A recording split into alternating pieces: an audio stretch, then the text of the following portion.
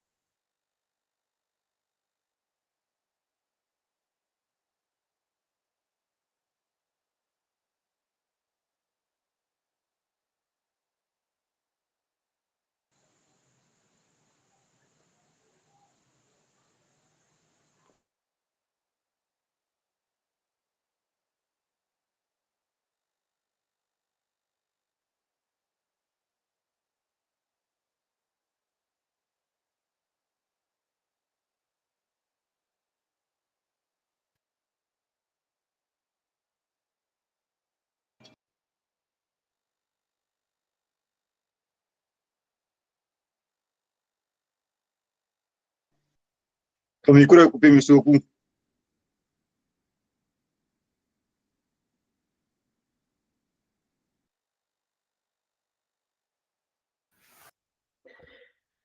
Ok, donc on va commencer maintenant.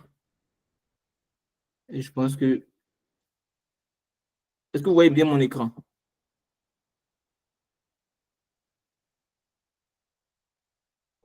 Oui. D'accord, ça marche. Bah, merci. Ce dont nous allons parler ce jour, en fait, c'est les enjeux de la construction.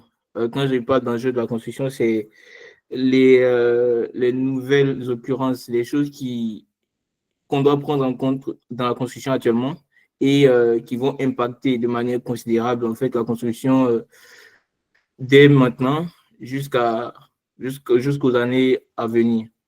Et ces choses-là sont tellement importantes pour ma part que j'ai décidé de vous en parler, de vous les présenter pour que tout le monde, tous, en fait, nous soyons au courant, pour que nous puissions les considérer lorsqu'il va s'agir pour nous, en fait, de parler ou de faire des conceptions ou de programmer des constructions.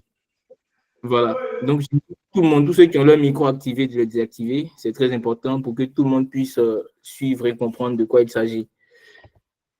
D'accord. Donc, dans le webinaire, Est-ce que vous voyez bien l'écran, hein? Tout ça se passe bien? Oui, tout est visible en tout cas. D'accord. Donc, dans le webinaire, ce que nous allons voir, en fait, on va parler de plusieurs sujets. Le premier sujet, c'est la pénurie de main-d'œuvre qualifiée. C'est-à-dire qu'au fur et à mesure qu'on avance, les experts diminuent. Il n'y a plus trop d'experts. Les gens se concentrent sur autre chose ou ils se rapprochent beaucoup de la facilité à telle enseigne que voilà, personne ne cherche à être vraiment expert, à être vraiment qualifié. Nous, ce que nous intéresse, en fait, c'est de faire vite et d'aller pour commencer à engranger de l'argent. Alors que ça, c'est très problématique. Après, je vais vous présenter la transition énergétique qui aussi est très importante. Voilà, la transition énergétique dans la construction. Parce que, voilà, tel que vous le constatez, maintenant, le temps n'est plus comme c'était avant. Il pleut quand il ne faut pas qu'il pleuve. Donc, il y a beaucoup de bouleversements dans nos constructions. On ne peut pas considérer les temps d'avant, en fait, pour prévoir ou pour programmer des constructions actuellement.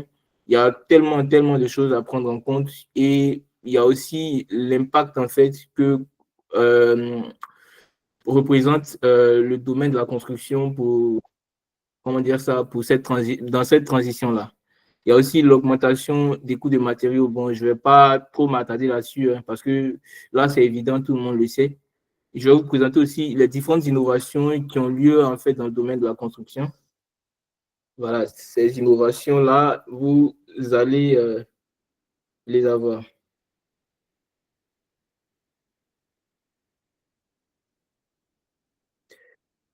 Ensuite, je vais vous parler des innovations en fait qui ont lieu dans les matériaux, c'est-à-dire qu'il y a de nouveaux types de matériaux qui ont été créés pour qu'on soit aligné en fait sur certaines règles, sur certaines conditions qui s'imposent à nous. Et à la fin, la digitalisation et l'automatisation de la construction, je vais vous parler un peu de cela aussi. Et je pense que ça pourrait vous aider. Du coup, restez bien attentifs pour la suite. On poursuit donc. Moi, je me présente pour ceux qui ne me connaissent pas. C'est Oku Yao Rodrigue. Je suis fondateur de la structure Beni Corporation, que certains d'entre vous connaissent, mais peu d'autres, puisque c'est une nouvelle structure, c'est peu connu. Mais c'est la structure Beni Corporation. J'ai déjà réalisé certains projets. Voilà. J'ai aussi organisé beaucoup de formations et je suis formateur dans deux structures telles que CESMA, que vous pouvez chercher. CESMA, qui est une structure reconnue par le FDFP. Et puis, il y a la société aussi Sorbo Ingénierie, là-bas où je forme aussi. Du coup, je ne suis pas vraiment novice dans le domaine. Je suis bien très, comment dire ça, expérimenté pour, pour mon âge. J'ai fait l'Institut national polytechnique Félix Houphouët-Boigny, où j'ai fait pratiquement 6 ans. Et actuellement, je suis à l'École nationale des ponts et chaussées. Voilà, à l'École nationale des ponts et chaussées, où j'apprends tellement beaucoup de choses en fait en complément avec ce que j'ai appris à l'INPHB. Et c'est très important, c'est ce que en fait je vais vous présenter. Pour rendre bien très profitable en fait ce webinaire, j'ai mené beaucoup d'investigations, c'est-à-dire que je me suis rendu dans des ateliers, dans des laboratoires, j'ai essayé d'échanger avec des experts en la matière, parce qu'ici, les experts sont beaucoup très proches des élèves, c'est-à-dire que euh, les grands experts sont à l'école en fait, donc on peut facilement échanger avec eux, avoir leurs avis et parler des sujets très passionnants pour le génie civil. Du coup, on ne va pas tarder, on va rentrer dans le vif du sujet. L'enjeu 1 que j'aimerais aborder avec vous, c'est la pénurie de main-d'œuvre qualifiée. Qu'est-ce que ça veut dire? Donc, dans ce domaine-là, pour ceux qui ont encore leur micro activé, veuillez les couper pour que tout le monde puisse. Ok, c'est bon. Donc, dans ce domaine-là, en fait, dans ce domaine de la pénurie de main-d'œuvre qualifiée, il y a 6 problèmes que j'ai pu répertorier. Le premier problème, c'est l'affluence des personnes non spécialisées, en fait, vers le métier de génie civil. C'est-à-dire que, je ne sais pas si vous avez remarqué, mais beaucoup de personnes veulent en fait construire, veulent, comment dire ça, être des acteurs dans la construction. C'est-à-dire qu'ils veulent en fait être maçons forcément, ils veulent être techniciens. Du coup, on ne prête pas attention en fait à la qualité que doit avoir un acteur majeur en fait dans le génie civil. Et cela est un grand problème parce que, en mon sens, c'est ainsi quelqu'un qui n'a pas vraiment de volonté propre, en fait, pour être quelqu'un qui va changer, qui va faire améliorer les choses dans le génie civil. Il va venir nous construire des bâtiments qui ne vont pas tenir, ils vont faire des routes juste pour avoir de l'argent et ces routes-là ne vont pas tenir. Le problème d'eux aussi, c'est le problème de la multiplication des projets dans le génie civil. Et puis aussi, il y a leur complexité. Voilà. Donc, si vous avez remarqué, en Côte d'Ivoire, par exemple, d'où je suis originaire, il y a beaucoup de constructions actuellement. Et chaque jour, les constructions se multiplient, chaque jour. Du coup, on n'a plus en fait de personnel, comment dire ça, le nombre d'acteurs existants, en fait, ne convient plus. On est bien trop petit, en fait, pour mieux cadrer, en fait, tous ces projets-là. C'est ainsi que chacun, en fait, se lève et il s'autoprogramme, il commence à construire et tout. Donc, c'est bien dommage. Il y a aussi la complexité des ouvrages. C'est-à-dire que les ouvrages qu'on construit maintenant, on ne les construit plus, en fait, pour juste les construire. On les construit pour donner de l'allure à la Côte d'Ivoire. Donc, on aura des ouvrages qui sont très complexes et qui vont en fait nécessiter, comment dire ça, qui vont nécessiter une certaine expertise que nos techniciens n'ont pas vraiment, nos ingénieurs n'ont pas vraiment. Voilà, donc on va parler d'un autre sujet encore qui fait référence à ça. Le troisième, comment dire ça, le troisième problème que j'ai pu répertorier, c'est la formation des acteurs qui n'est pas à jour. Voilà, moi je prends l'exemple des écoles où les gens, en fait, les formateurs sont des gens de la dernière génération. C'est-à-dire quoi? Ils ont été formés avec des technologies, des techniques de leur temps. Et maintenant, on est arrivé à un moment où les choses ont évolué, où tout a changé, où on doit adapter, mais ces personnes n'arrivent pas vraiment à adapter, comment dire ça, les cours qu'elles divulguent, vous voyez. Donc, ça pose un problème très important. Et cela, en fait, a un effet sur notre compétence en tant qu'ingénieur, en tant que technicien, en tant qu'ouvrier dans le domaine. Nous, on va venir pour appliquer les méthodes d'antan, les méthodes de 1900, dans un monde où on applique des méthodes de 2024. Vous voyez, donc ça pose un grand problème.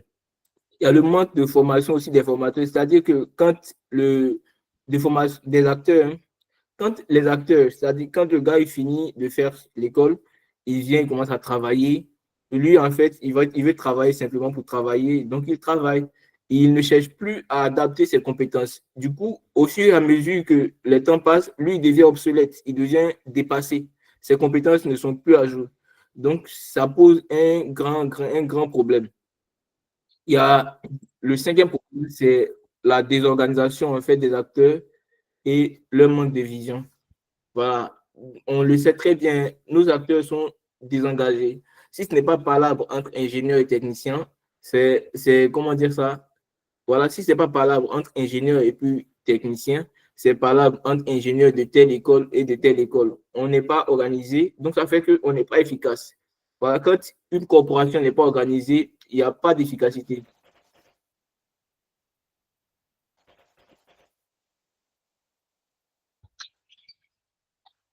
Voilà, donc quand une corporation n'est pas organisée, il y a pas vraiment d'efficacité.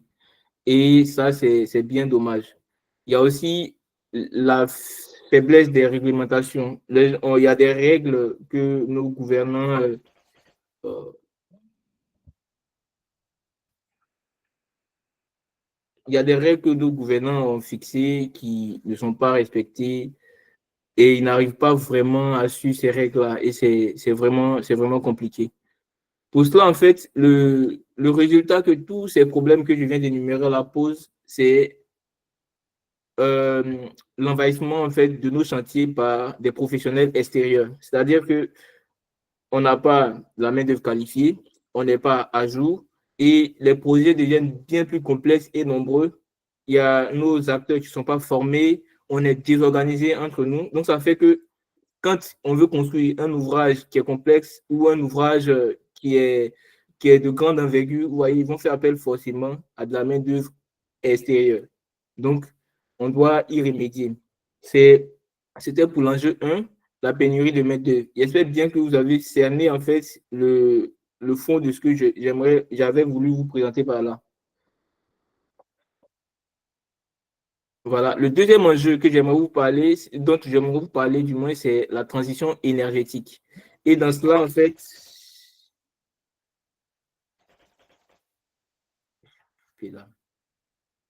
donc dans cela, ce dont je veux vous parler, c'est le problème du changement climatique. Il y a l'accord de Paris qui s'est tenu en 2015, qui a fixé certaines règles. Parce que cet accord-là, c'est ce qu'on appelle, c'est la COP 21 qui s'est réunie et qui a jugé que les choses évoluent, le climat change et notre température globale se réchauffe à chaque instant et cela pose un grand problème. Du coup, ils ont décidé en fait de fixer des règles liées au réchauffement climatique. Le but en fait de la conférence de Paris de 2015, c'était de limiter en fait les réchauffements à 2% par an, à moins de 2%, et de s'arranger à poursuivre les efforts jusqu'à obtenir 1,5 degré Celsius par an. Et cela, en fait, a poussé, toute l'assistance. Et je rappelle que la Côte d'Ivoire a participé à cette conférence-là. La Côte d'Ivoire a signé. Et donc, ils ont poussé, en fait, toute l'assistance à déterminer, en fait, et à réglementer les domaines les plus producteurs de gaz à effet de serre. Et les gaz à effet de serre, c'est les gaz en fait qui, vont jouer sur notre couche d'ozone, vont jouer en faveur du réchauffement climatique. Voilà, en faveur du réchauffement climatique. Et vous vous en doutez bien, le domaine qui produit le plus de gaz à effet de serre, c'est bien notre domaine, le domaine des bâtiments et de la construction.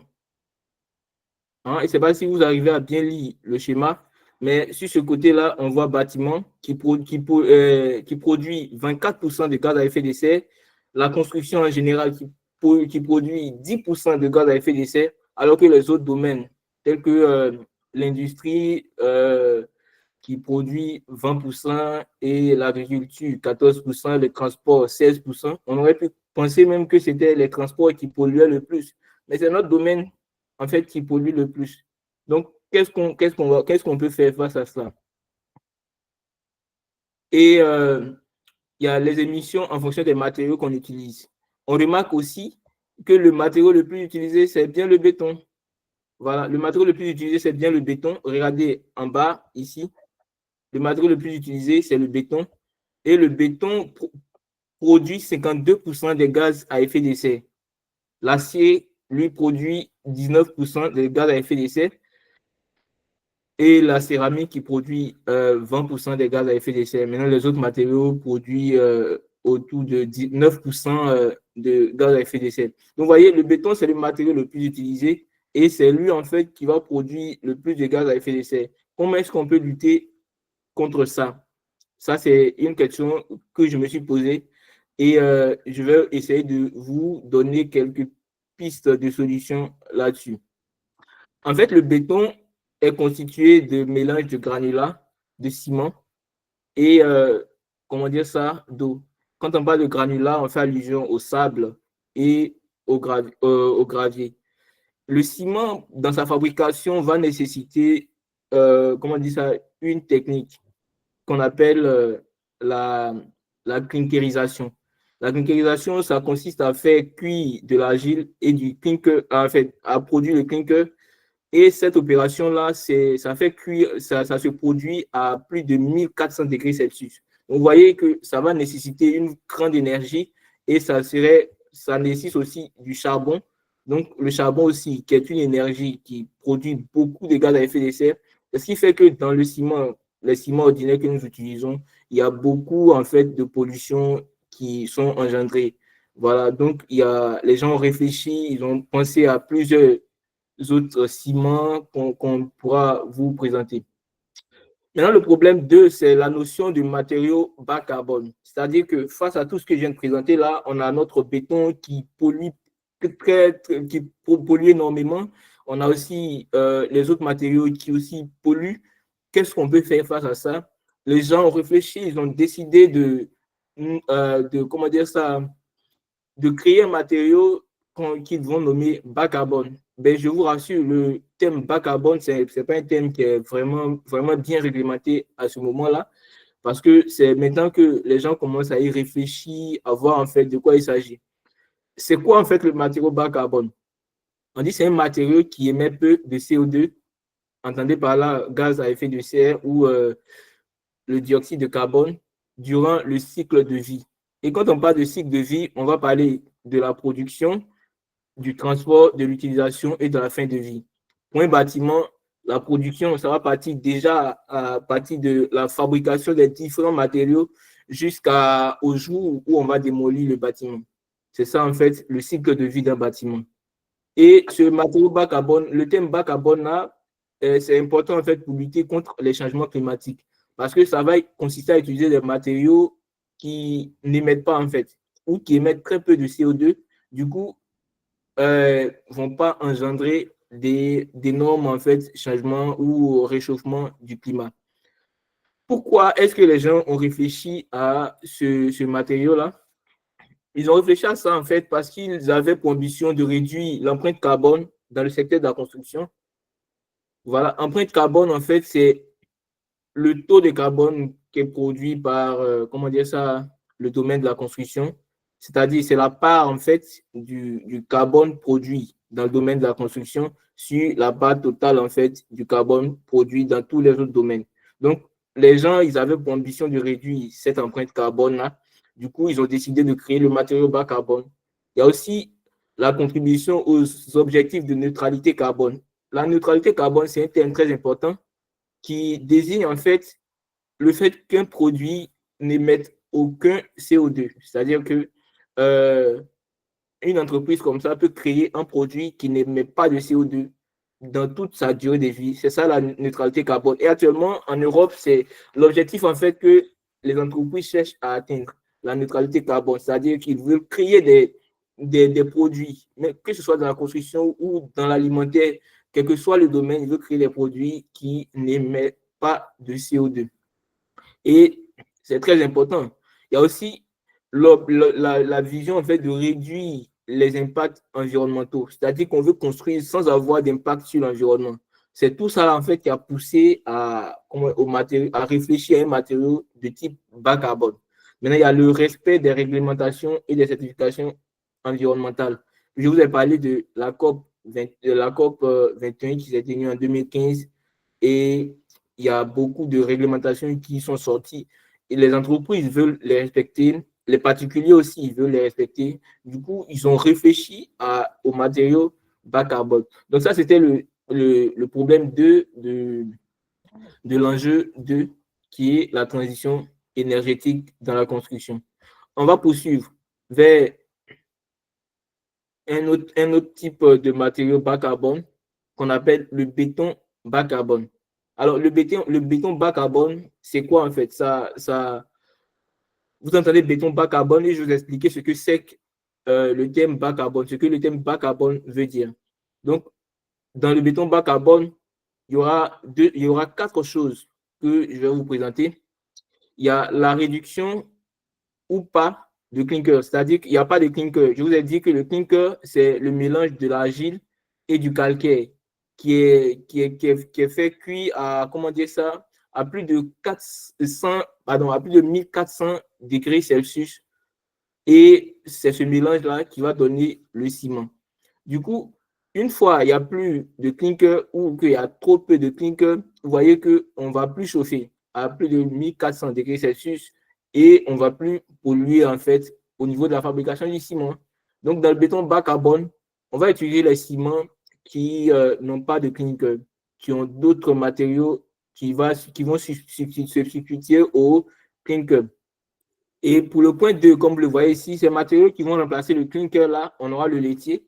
Le laitier, c'est un des c'est un déchet qui est produit à partir de la fabrication, au niveau de la fabrication de l'acier. C'est-à-dire que quand on fait fondre l'acier, au-dessus, il y a le déchet, en fait, qui est le laitier qui reste. Et ce laitier-là, normalement, on doit le jeter. Et quand on le jette, il va polluer l'environnement. Mais lorsqu'on le réutilise dans notre ciment, il va venir il va plus, en fait, se retrouver dans l'environnement. Du coup, il va plus polluer l'environnement. Et c'est comme la réutilisation d'un déchet, ce qui est vraiment éco-friendly, comme les Anglais le disent. Maintenant aussi, il y a la cendre volante. La cendre volante, c'est bien la cendre qu'on connaît.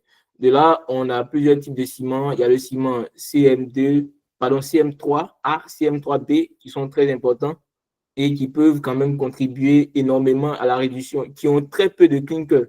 Généralement, les ciments qu'on utilise, on utilise des ciments qui ont 80% de clinker et 20% de gypse. Vous voyez?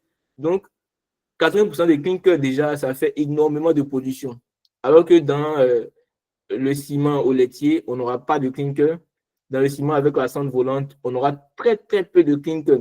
On aura autour de entre 10 et 20% de clinker et les autres là sont remplacés. Du coup, on réduit la pollution due à la fabrication du ciment, ce qui est très important.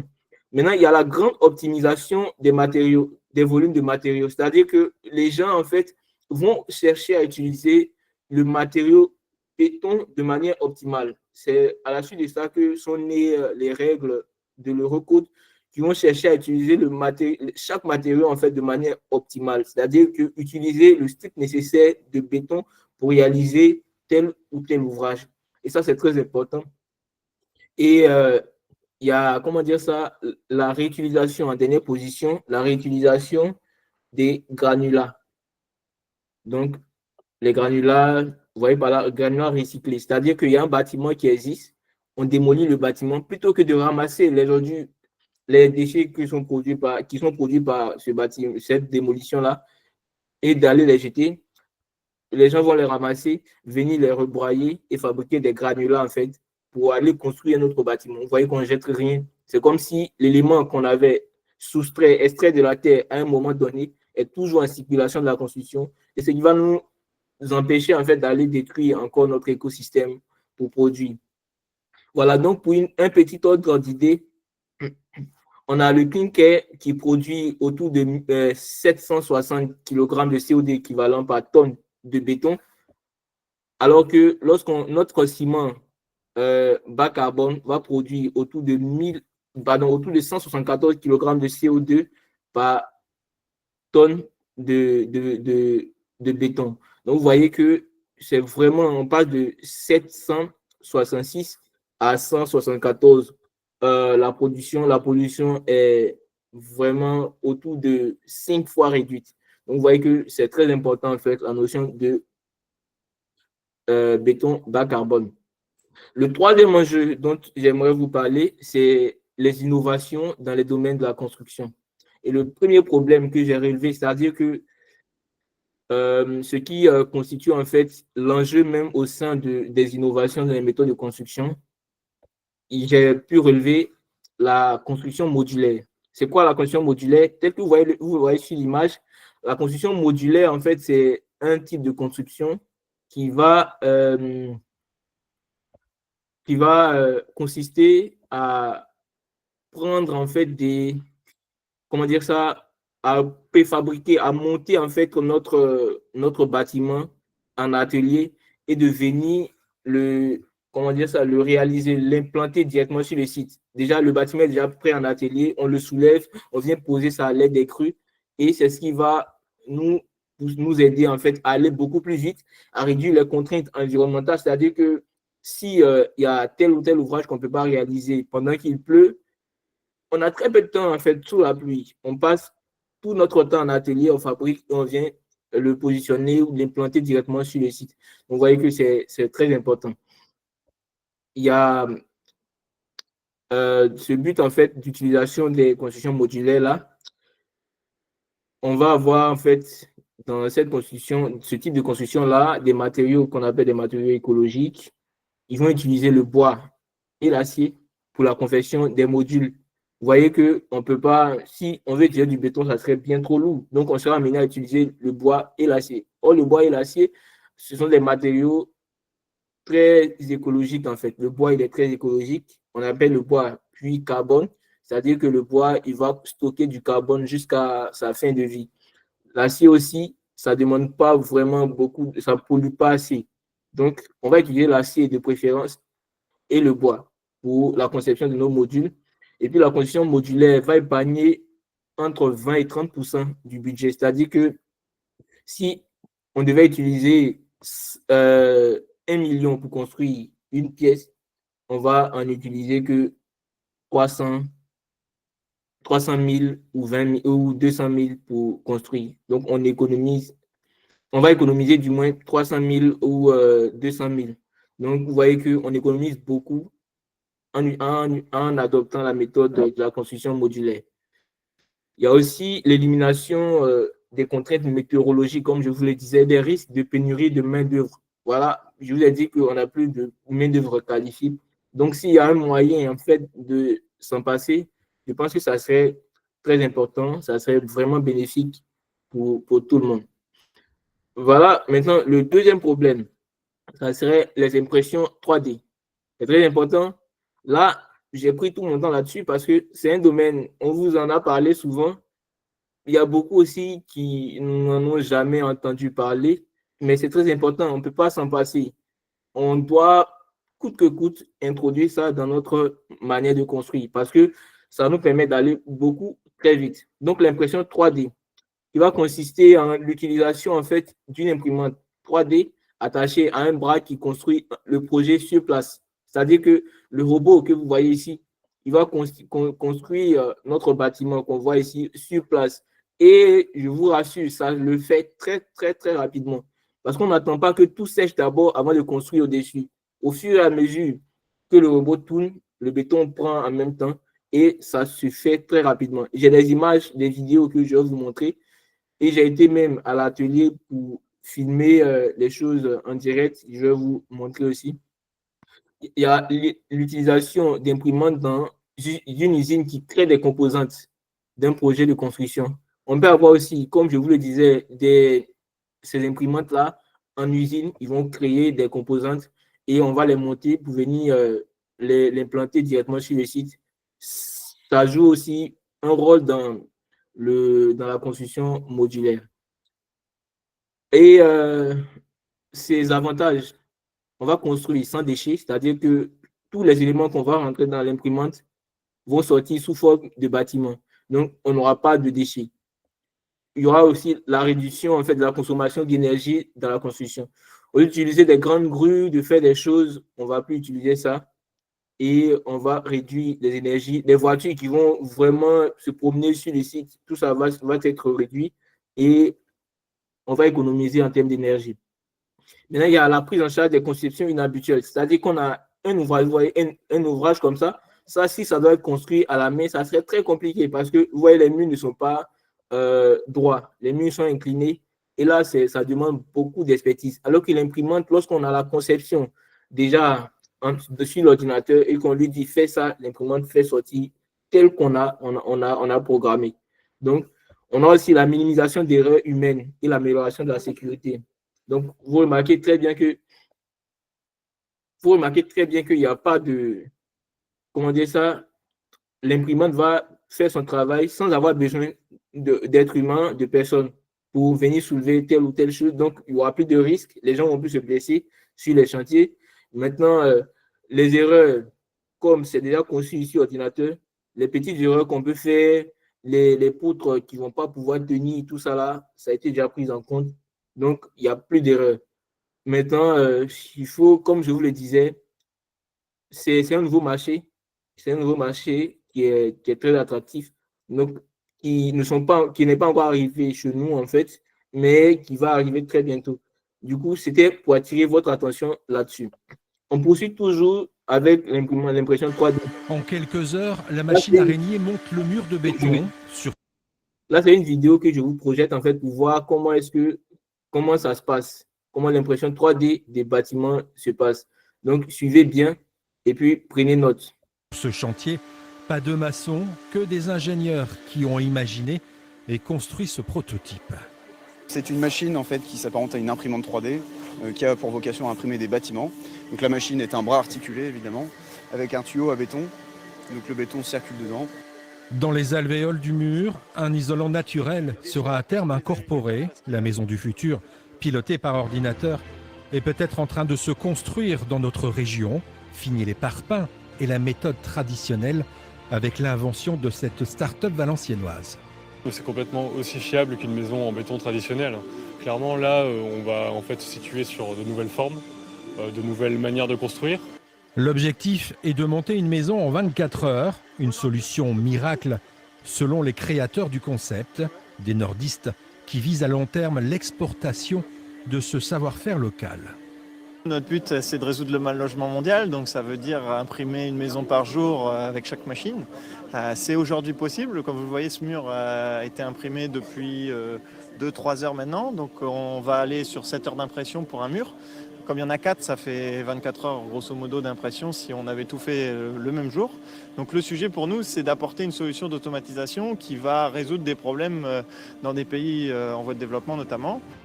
Avant de conquérir le monde avec cette maison 3D, 4000 mètres carrés de bureaux vont être imprimés ici à Bruay-sur-l'Escaut d'ici quelques mois. Voilà, donc vous avez remarqué, ils ont dit que le but en fait c'est destiné en fait aux pays en voie de développement comme les nôtres.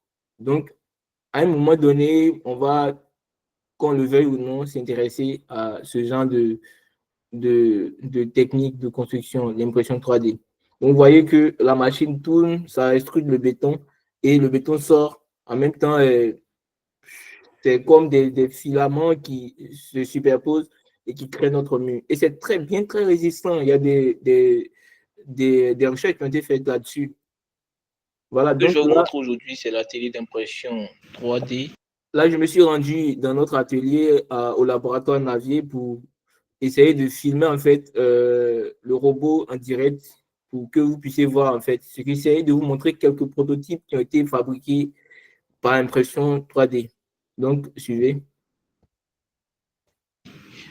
Béton, en fait, impression 3D de béton, bien sûr, de l'École nationale des ponts et chaussées.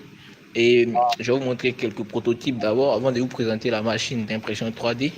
Donc, je vais commencer par les prototypes.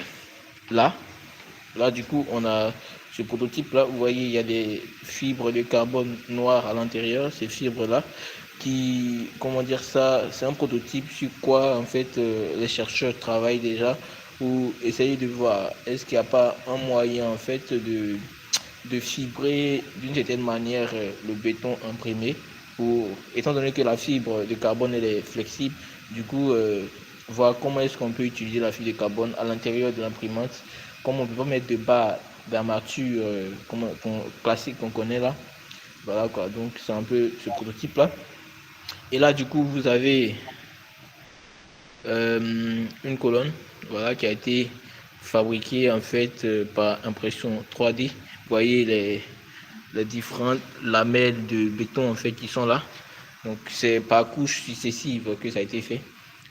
Et ensuite du coup ici on a ce modèle là qu'on peut fabriquer en fait avec l'impression 3D. Ça c'est à titre ornemental en fait pour quand même créer des designs extérieurs bien jolis. Bien, à présent, je vais vous montrer la machine en elle-même. Et la machine d'impression 3D, ça part déjà à partir de cet ordinateur. Voilà quoi. Donc, tous les programmes sont faits là-dessus avec un logiciel qu'on appelle Rhino Grasshopper que j'aurai l'opportunité de vous montrer. Et voici, comment dire ça, la manette de commande en fait pour commander, pour guider la machine et lui donner en fait les différentes positions qu'elle doit prendre. Et là du coup, on a la machine d'impression 3D que je vais vous montrer. Donc cette machine est composée de plusieurs parties, d'une assise, voilà, sur quoi en fait la machine est posée. Cette assise là, comment dire ça, peut tourner autour d'un axe, voilà, dans tous les sens. Et on a le bras qui est un peu un système de cantilever qui peut s'abaisser et se relever. Du coup, vous voyez ce câble noir qui part par là, c'est là-dedans en fait que le béton va passer et venir remplir en fait ce conteneur qui est là. Voilà, donc ce conteneur-là va contenir un peu de béton, mais le béton ne tue pas dedans, sinon ça va durcir. Du coup, et ça sort là. Ça sort là.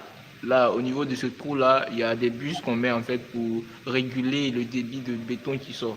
Et ces bus-là, on en a en fait un peu ici, mais je ne vois pas pour le moment. Si je vois, je peux vous les montrer. Et après, comment dire ça, la confection même, l'impression se fait sur ces tables-là. Donc voici une table ici et une table là. Il y a un guide en fait qui est donné, un guide, je vais dire, les différentes positions que doit prendre la machine, ça a été déjà indiqué sur l'ordinateur que je vais présenter. Et l'ordinateur va venir imprimer, extruder. En fait, la technique d'impression qu'on utilise ici, c'est l'extrusion. En gros, on prend un élément à la base et on essaie de le tirer vers le haut. C'est ça l'extrusion. Du coup, ça imprime directement sur cette table-là. Voilà, donc un tour encore sur la machine. Je vous ai parlé de la base qui tourne autour d'un axe, voilà, de manière, comment dire ça, horizontale.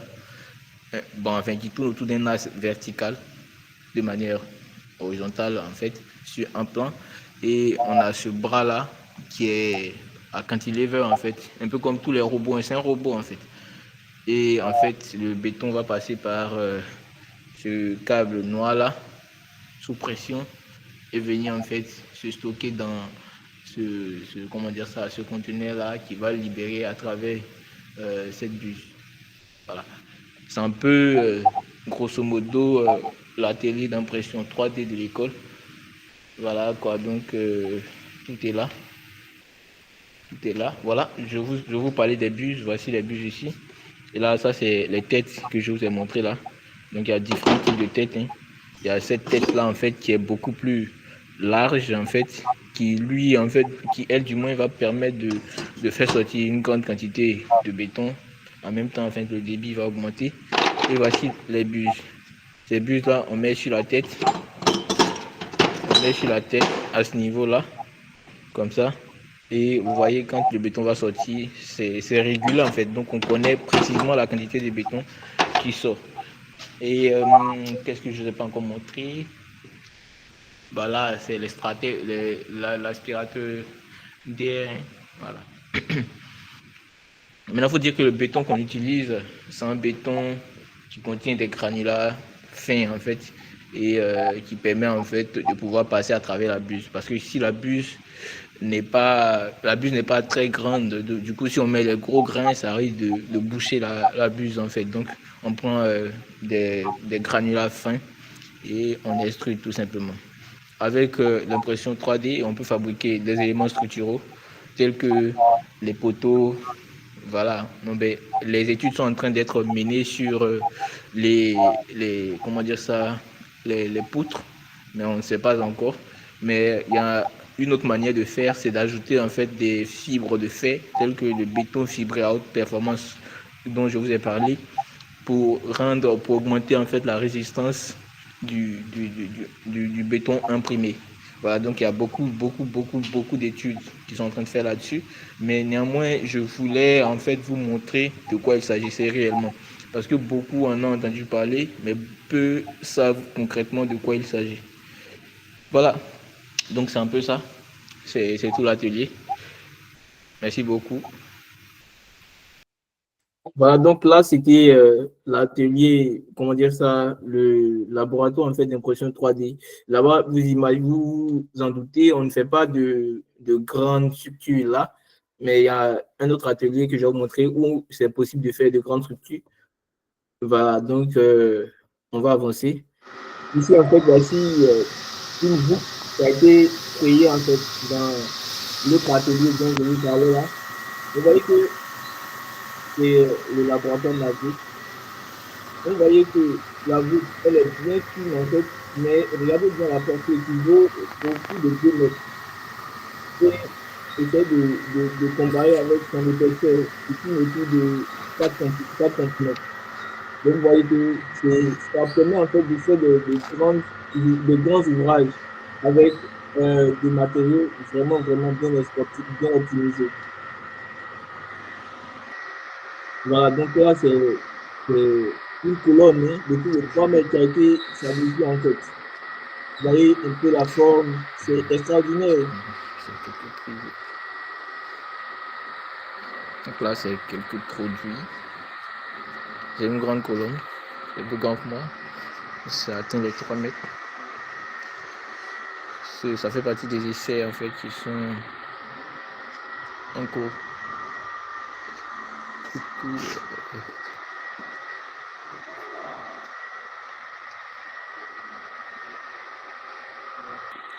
Bah là, ça c'est, comment on dit ça, une voûte en fait qui a été fabriquée à l'aide des mêmes machines là, mais je sais pas, c'est de la menuiserie, hein. Ça a été taillé en fait à la machine et les éléments ont été conçus sur Rhino Grasshopper, le logiciel que je vous ai montré là, et en même temps montés par les mêmes machines. Donc, donc tout ça, ça fait partie de la conception des structures avancées. Et à l'intérieur, vous voyez, il y a des vides en fait, c'est des pièges à son pour éviter en fait la réverbération. La réverbération, pour ceux qui ne connaissent pas, c'est comment dire ça, le fait que le son va aller se heurter à un mur et revenir encore. Du coup, tu parles, tu t'entends. En fait, c'est le phénomène d'écho, quoi. Voilà, donc c'était un peu ça. Maintenant, voici ici, c'est la même imprimante, mais ici, ils sont en train de faire une impression de plastique. Voilà, ils sont en train de faire des tests. Si vous remarquez bien, à côté, en fait, on a des appareils, en fait, qui vont essayer de repérer une plaque sur la table qui est là. Et les appareils noirs qui sont là, ils vont repérer, en fait, c'est comme des caméras qui vont repérer la plaque pour permettre, en fait, à l'imprimante de se guider, de voir, en fait, où est-ce qu'elle se trouve dans l'espace. Vous voyez que c'est ces appareils-là que je parle. C'est un atelier qui est vraiment bien équipé avec tous les instruments et tout ça. Voilà, donc, je ne sais pas si je vous ai montré un peu l'essentiel de ce que c'est l'impression 3D et peut-être que j'ai boosté quelque chose en vous, mais c'est ce que j'espère en tout cas. Le quatrième enjeu que j'aimerais aborder avec vous, c'est les innovations en termes de matériaux dans la construction, hein. Donc, je vais vous parler des bétons, les nouveaux bétons qu'on a quand même créés en termes d'innovation, en fait, pour optimiser les matériaux.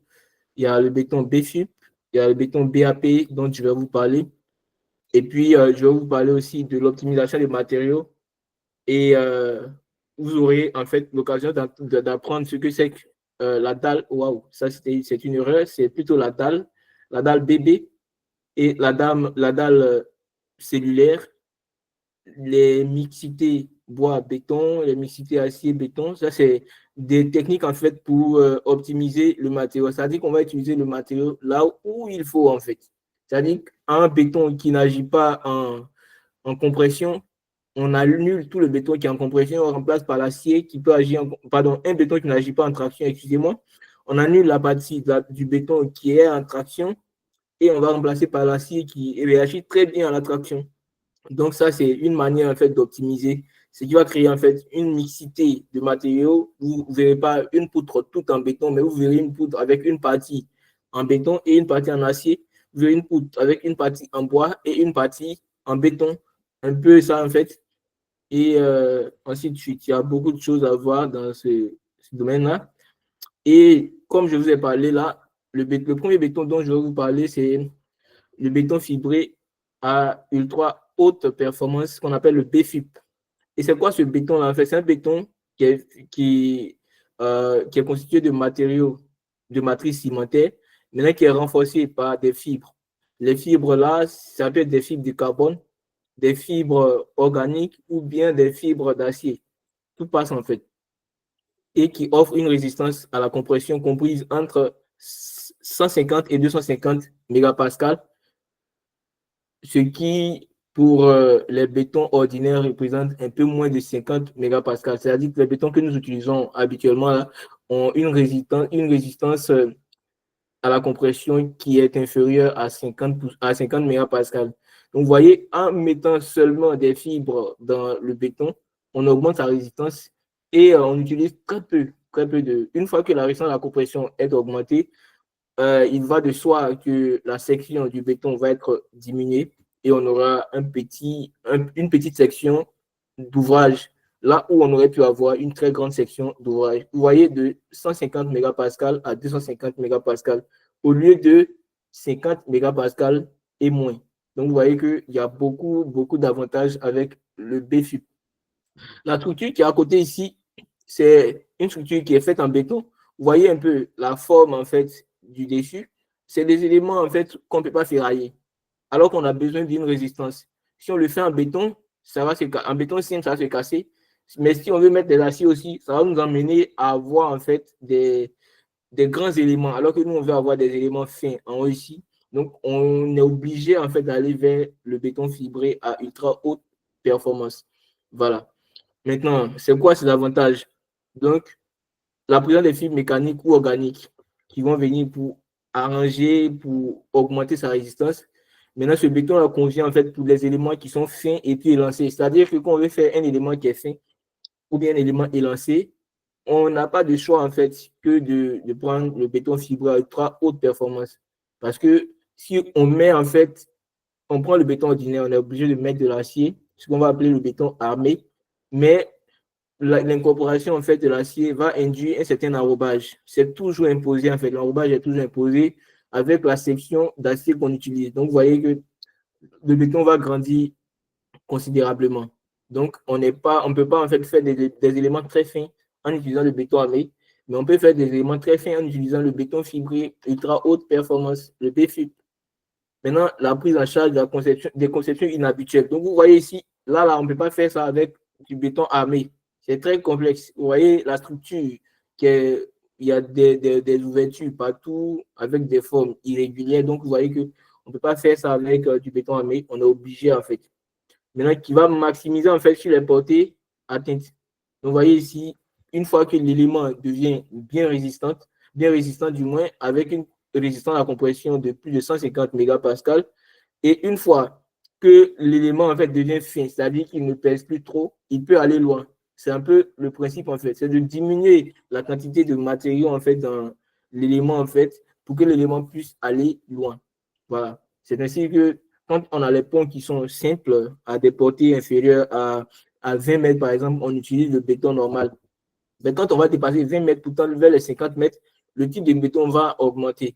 Jusqu'à, pour les ponts, en fait, qui ont des portées de plus de 200 mètres, on est obligé d'utiliser ces bétons fibrés à ultra haute performance pour jouer le coup. Donc, vous voyez que c'est très important. Donc, soit il y a des armatures, mais qui sont très peu, ou bien il n'y a même pas d'armature. Voilà, donc c'est très important. Ça nous permet d'économiser aussi en termes de matériaux, en termes de matière. Donc, on ne va pas mettre d'armature passive. Maintenant, c'est un béton, en fait, qui est nouveau aussi, voilà, qui est en train de chercher sa clientèle. Donc, vous voyez, quand on parle de ça, certaines personnes vont réfléchir au prix. C'est vrai que si on fait, comment on dit ça, le lien entre le prix du béton ordinaire et le prix du béton fibré ultra haute performance, contre l'ouvrage, en fait, que cela peut construire, en fait, on va voir qu'en utilisant ce type de béton-là, on va économiser en matériaux, ce qui va permettre de faire des économies sur le coût global. Voilà, donc c'est relativement économique. Voilà. Ce que je vous montre ici, c'est un peu le béton. Donc, c'est une vidéo que j'ai pu avoir, en fait. Là, l'image que vous voyez ici, c'est l'image de l'arche de la Défense. Voilà, ça a été construit en béton fibré ultra haute performance. Vous voyez ici que la portée est très grande. Donc, comme l'élément n'est pas trop épais, les ingénieurs, ils étaient obligés de le faire en béton fibré ultra haute performance. Donc, suivez un peu. Les bétons fibrés à ultra haute performance, ou BFUP, sont une source intarissable d'innovation architecturale et structurelle. Matériaux d'une incroyable résistance, ils constituent une véritable rupture technologique. La recette ? Un fort dosage en ciment, une extrême compacité, un squelette granulaire optimisé avec des particules fines et ultra fines, une teneur en eau très réduite et l'ajout de fibres métalliques. Les BFUP sont les matériaux de toutes les performances. Durabilité absolue, perméabilité quasi nulle à l'eau, à l'oxygène ou à la diffusion d'ions chlorure, extrême résistance au choc et surtout à la compression. Grâce à leur résistance en traction et à leur ductilité, c'est-à-dire leur capacité à se déformer ou à s'étirer sans se rompre, apportée par les fibres, il devient possible de s'affranchir des armatures passives. Donc, vous voyez ici, on a ici l'acier et là, on a le béton précontraint. Mais entre les deux, on a, comment dire ça, le béton fibré à ultra haute performance. Vous voyez un peu la section, en fait, ça tire un peu vers l'acier. L'acier est très résistant à la traction. Donc, si le béton fibré à ultra haute performance tire un peu vers l'acier, c'est-à-dire qu'on peut utiliser très peu de matériaux, puisque l'acier, on utilise très peu de matériaux pour avoir une très grande portée. Donc, lui, il peut jouer le rôle de l'acier. Et de toute façon, en fait, la matière qui a été retirée ici, toute la partie qui a été retirée là, ne travaille pas. Et on n'a pas besoin d'enrobage aussi, comme ici, en fait, pour mettre des armatures passives. L'enrobage, c'est la partie qui est là, pour ceux qui ne connaissent pas, entre l'acier qui est vertical ici et le bord du béton ici, le bord vertical du béton ici. Donc, c'est ça l'enrobage. C'est imposé par la section, en fait, d'armature qu'on utilise, les conditions d'exposition et tout. Donc, on est obligé d'avoir un enrobage, c'est-à-dire qu'au lieu d'avoir entre les deux armatures, là, on est obligé d'ajouter 2 fois l'enrobage de part et d'autre, donc ça augmente considérablement la section. Alors qu'ici, il n'y a pas d'armature dedans, donc on n'a pas besoin en fait d'enrobage. Du coup, on peut réduire considérablement notre section, donc on économise en termes de matière. Voilà, c'est un peu le principe qui est là. La grande fluidité des BFUP leur confère un caractère autoplaçant. Quant à la finesse de leur granulométrie, elle autorise la création d'une infinité de formes, de textures et de teintes. Grâce à leur performance et à leurs propriétés exceptionnelles, les BFUP ouvrent de nouvelles perspectives constructives et de nouveaux domaines d'application en travaux neufs et en réfection d'ouvrages. Après avoir libéré la créativité et l'audace des bâtisseurs et des architectes pendant près de 2 millénaires, le béton poursuit son évolution grâce au BFUP pour devenir le matériau incontournable de la construction du futur.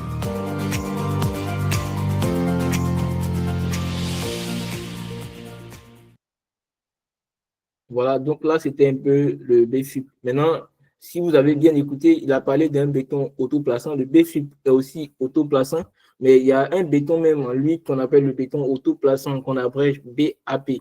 Et j'ai déjà fait un questionnaire là-dessus que j'ai mis dans notre groupe WhatsApp. J'ai aussi mis en fait des informations là-dessus sur notre page Facebook que vous pouvez aller consulter. Il y a une vidéo qui est là-bas qui est bien très explicite.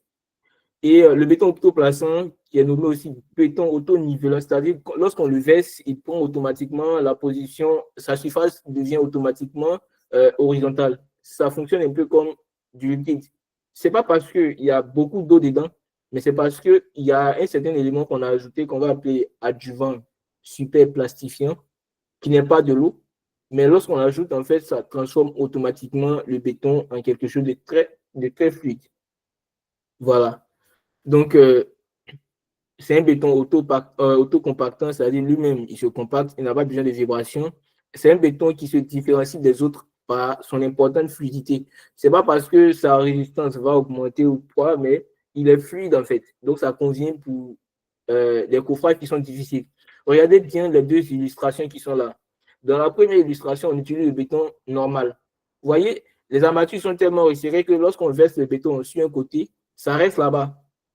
Alors qu'ici, lorsqu'on verse le béton sur un côté, vous voyez que ça remplit de manière uniforme tout notre bac en fait.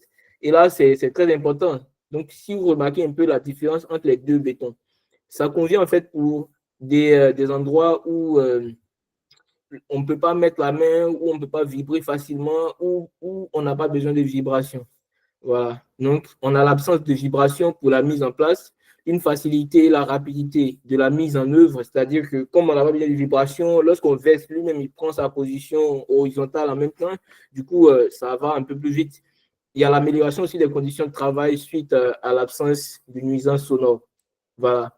Du coup, il n'y a pas de vibration, il n'y a pas trop de machines, donc vous voyez que les bruits sur les chantiers vont diminuer, les gens seront à l'aise. Et puis, il y a la grande fluidité grâce aux superplastifiants dont je vous ai parlé là. Les superplastifiants, c'est un produit qui est liquide. Je pense que mettre une très petite quantité, on prend autour entre 1% et 3% du ciment. C'est-à-dire que si on utilise 100 kg de ciment, on met 1 kg, entre 1 kg et 3 kg de superplastifiant dans la composition et ça rend le béton très fluide avec un affaissement qui est presque égal à 30 en fait. Voilà. Donc, il y a l'excellent remplissage des coffrages. Vous remarquez ici, ça remplit très bien, alors qu'ici, ça ne remplit pas. Maintenant, le béton de qualité avec une surface plane et régulière, ça offre lui-même une surface plane en fait automatiquement.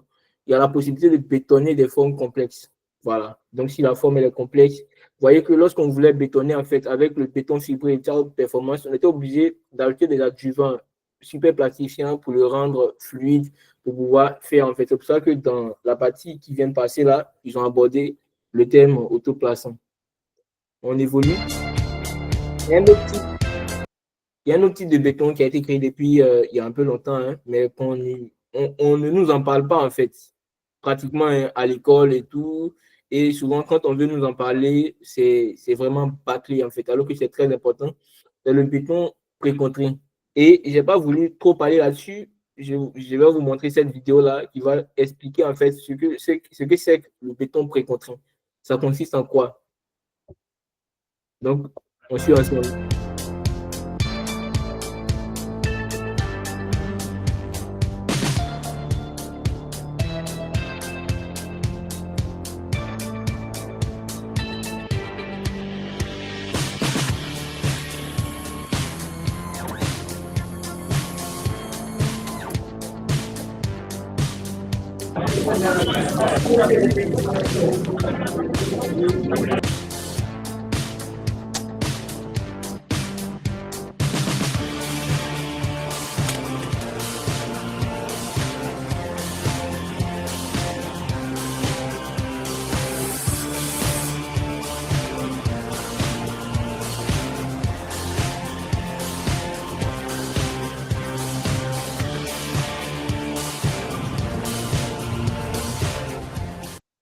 Et donc, le béton précontré, en fait, c'est un béton qui va, en fait, fonctionner en précontrainte. C'est-à-dire qu'on va mettre des câbles à l'intérieur.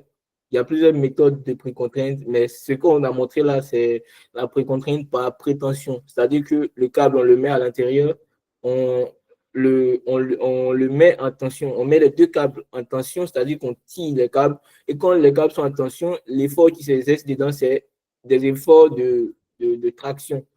Et après, lorsqu'on coule le béton, on laisse sécher et qu'on coupe les câbles, vous voyez que les câbles auront tendance en fait à revenir à leur position initiale et cela va en fait créer une certaine compression en fait dans le béton. Et comme je vous ai expliqué là, le béton réagit très mal à la compression et quand, il réagit très mal à la traction et très bien à la compression, excusez-moi. Et quand il y aura ce phénomène qui va se produire, toutes les parties en fait, toutes les sections dans le béton là seront en compression.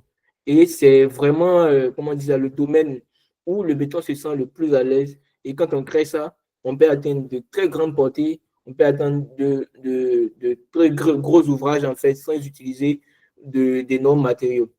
Donc, on aura moins de béton, on aura moins d'acier, on aura moins de ciment, etc. Du coup, on économise en termes de matière. Voilà, ça c'était pour le béton précontraint. Pour ceux qui s'intéressent à l'un de ces domaines que je viens d'évoquer là, vous pouvez me contacter en PV, on va échanger là-dessus. Je pourrais accompagner les uns ou les autres en fait, leur montrer comment est-ce qu'on peut calculer, comment est-ce qu'on peut faire pour réussir en fait ces ouvrages-là.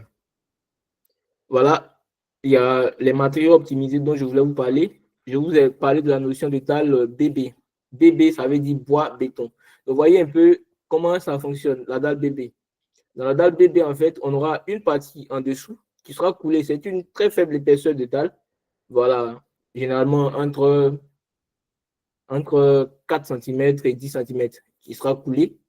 Et juste au-dessus, on va poser en fait ce qu'on appelle la fibre de bois. C'est-à-dire que les déchets de bois produits dans les ateliers, là, on va les faire moudre et puis les compacter, venir les poser en fait à l'intérieur de notre dalle. Et au-dessus, on coule en fait une autre petite épaisseur de dalle qui va venir couvrir en fait tout l'ensemble. Et à la fin, on a notre dalle où on a moins de béton parce que la dalle là, je ne sais pas si, pour ceux qui veulent, vous pouvez me contacter. Je vais vous montrer un peu comment est-ce qu'on calcule une dalle.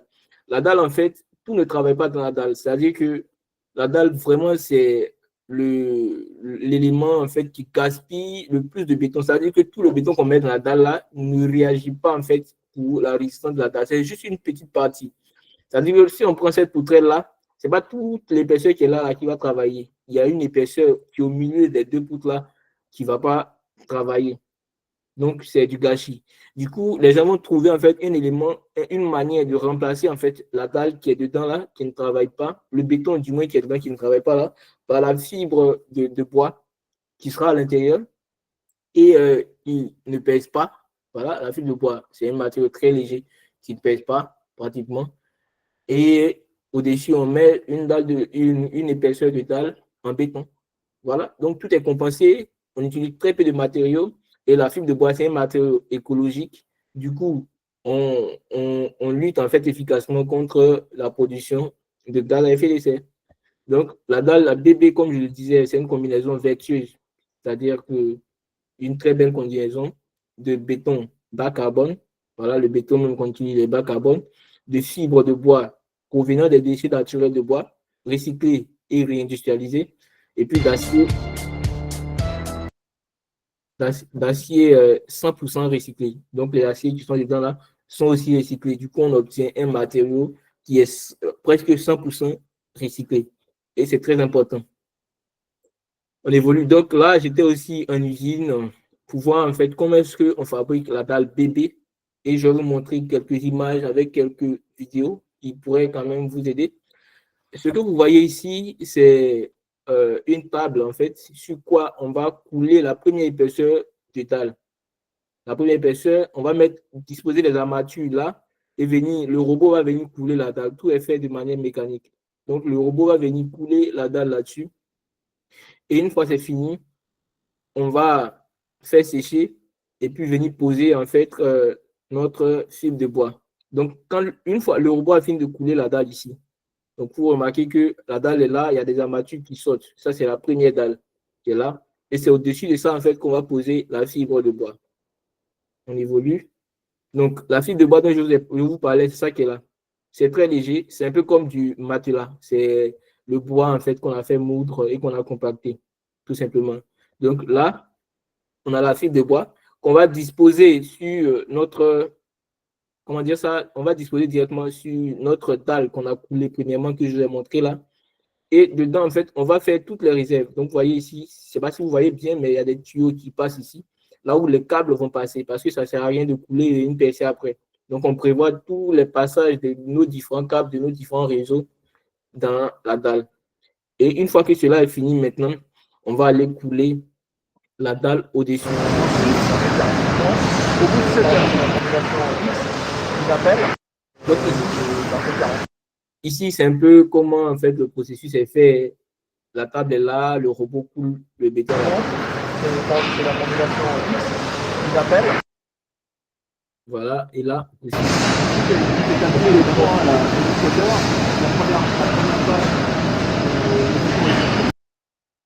Voilà, donc c'est un peu en atelier. Tu vois. Maintenant, le dernier enjeu, je pense qu'on tend vers la fin, en fait, et après ça serait fini, presque fini. Le dernier enjeu, c'est un peu l'inclusion du BIM, en fait, dans la construction. C'est quoi le BIM? Le BIM, on nous en parle, mais on ne nous en parle pas vraiment. Le BIM, c'est un mot anglais c'est une abréviation anglaise qui vient de Building Information Modeling. C'est-à-dire qu'on va modéliser, en fait, toutes les informations sur le bâtiment. En fait, le BIM ne se résume pas seulement qu'à la question de maquette. Ce n'est pas les maquettes 3D seulement, mais ça va bien au-delà. Ça part de la planification jusqu'à comment dire ça, à l'exploitation. Du coup, je vous lis ça entre la planification, la conception, l'exploitation, en passant par la maintenance la réalisation d'un projet exige bien plus que de l'expertise technique. C'est-à-dire qu'on a besoin de bien plus que des experts techniques qui vont venir parler et tout. Donc, les équipes projets ont besoin d'une vision commune. C'est-à-dire que tout le monde doit voir en fait de quoi il s'agit. D'abord, depuis la planification et d'une communication efficace. Et on dit que le succès d'un projet est garanti lorsque la collaboration entre tous les acteurs est transparente et instantanée. Voilà. Donc, vous voyez que ce n'est pas seulement une question de maquette, mais depuis la planification même, tout le monde, on crée une plateforme où tout le monde, en fait, a en direct toutes les informations sur le projet et ce qui va permettre, en fait, à chacun, en fait, de donner son point de vue, son avis là-dessus.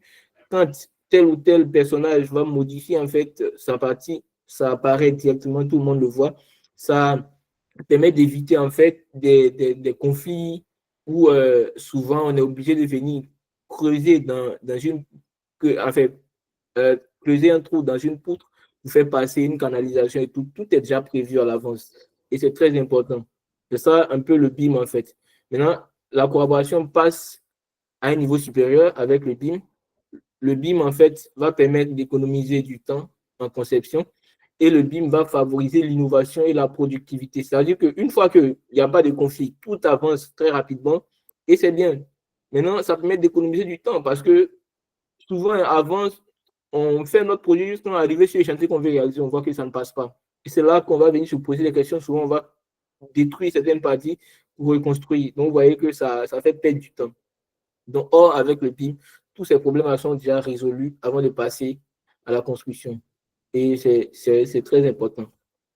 Voilà, donc c'est un peu une vision BIM en fait d'un projet de bâtiment. Vous voyez que tous les éléments sont vus. On a les poteaux, on a les dalles, on a les poutres, on a les fondations sur pied et on a les différentes canalisations qui sont en couleur là.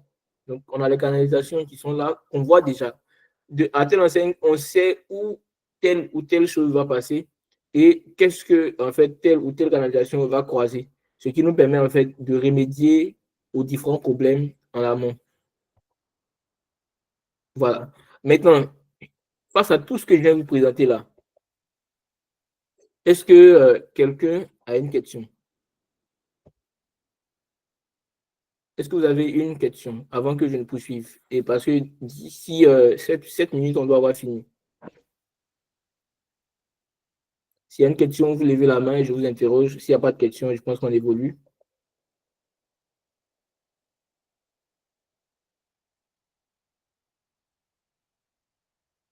Il n'y a pas de question?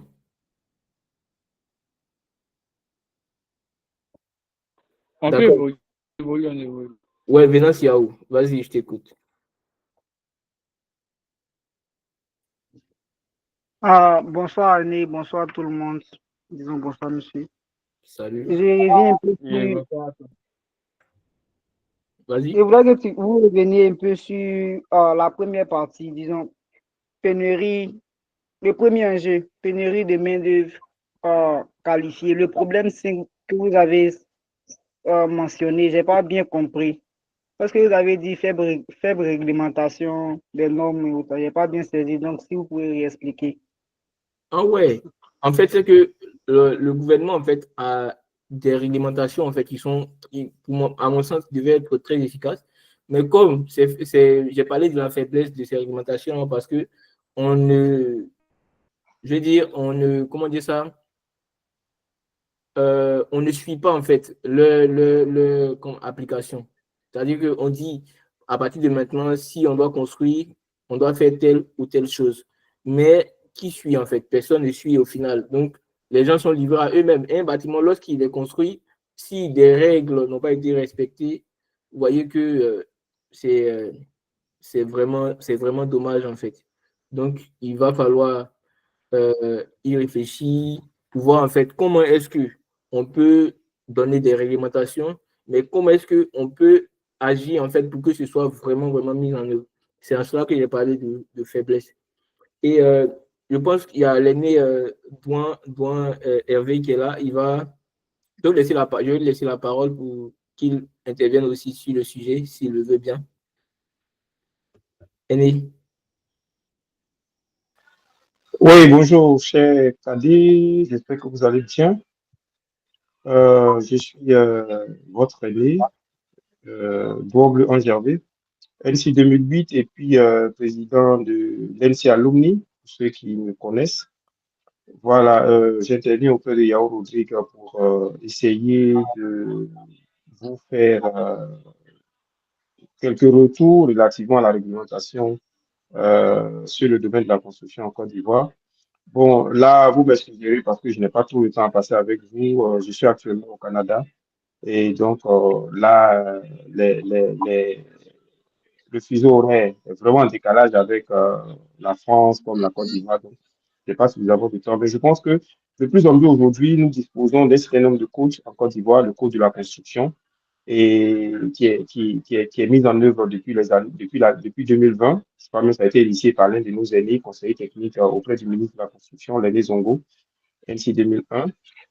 Donc, c'est un ensemble de réglementations qui doivent suivre tout projet de construction, et parmi lesquels vous avez plus ou moins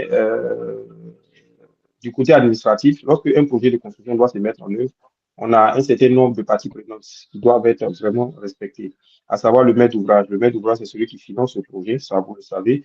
Vous avez également le maître d'œuvre. Le maître d'œuvre, ça peut être un architecte ou bien un cabinet d'ingénieurs. C'est celui-là même qui est l'œil technique du projet. Vous avez en l'occurrence le BNet qui peut être un maître d'œuvre. Vous avez les cabinets ou missions de contrôle que vous connaissez. Il y a certains que je peux citer déjà, des ICI, ICATEX, etc. C'est celui-là qui fait la conception et qui est chargé également de faire le suivi contrôle de votre projet. Pour le compte, bien entendu, du maître d'ouvrage, parce que le maître d'ouvrage, souvent, qui est le financier, le partenaire financier, il n'a pas toute une expertise. C'est-à-dire, par exemple, un individu lambda veut se construire une maison, il faut qu'il s'attache le service d'un maître d'œuvre qui, lui, est technicien. Ça peut être un architecte pour un bâtiment, ça peut être un cabinet d'ingénieur, génie civil pour tout ce qui est route, etc. Donc, il s'attache le service d'un maître d'œuvre qui est, lui, technicien. Et ensuite, vous avez l'entreprise qui est chargée de la réalisation de cette œuvre, que ce soit un bâtiment ou le génie civil. À côté d'eux, on a certaines parties prenantes satellites qui sont facultatives, dont le maître d'ouvrage délégué. Par exemple, le maître d'ouvrage, s'il ne veut pas, lui, il veut également contrôler le maître d'œuvre. Il se joint un maître d'ouvrage délégué, c'est-à-dire que c'est quelqu'un qui le représente sur le projet, parce que le maître d'ouvrage, peut-être, il est appelé à d'autres choses, ou bien ce n'est pas son domaine de compétence. Donc, il se fait représenter par un maître d'ouvrage délégué. Généralement, ceux qui sont maîtres d'ouvrage délégués en Côte d'Ivoire, vous avez le BNet, vous avez l'AGEROUTE, vous avez le port autonome d'Abidjan qui assurent la plupart du temps sur les projets, que ce soit des projets de construction, des projets de bâtiment, des projets d'infrastructure, bien des projets maritimes. Ce sont ces entités-là qui assurent la maîtrise d'ouvrage déléguée. Donc, par exemple, vous avez un projet de route. L'État de Côte d'Ivoire est le maître d'ouvrage du projet de route. Je dis, par exemple, lorsque nous prenons le cas de l'autoroute de Côte d'Ivoire, l'autoroute Abidjan-Yamoussoukro, vous avez le maître d'ouvrage qui est l'État de Côte d'Ivoire, mais qui a un maître d'ouvrage délégué, qui est en l'occurrence le ministère des Infrastructures économiques, qui représente l'État sur la question. Vous avez peut-être aussi le maître qui peut être le BNet ou bien un cabinet, et puis une entreprise, par exemple, Sorobat, PFO, LRA, etc. Donc, c'est déjà des entités très importantes dans le cadre du code de la construction. Donc, aujourd'hui, vous ne pouvez pas réaliser un projet de construction sans qu'il y ait ces entités-là qui soient clairement définies. Voilà. Et on insiste beaucoup plus aujourd'hui sur les maîtres d'œuvre, qui doivent non seulement assurer la conception, mais surtout le suivi et contrôle.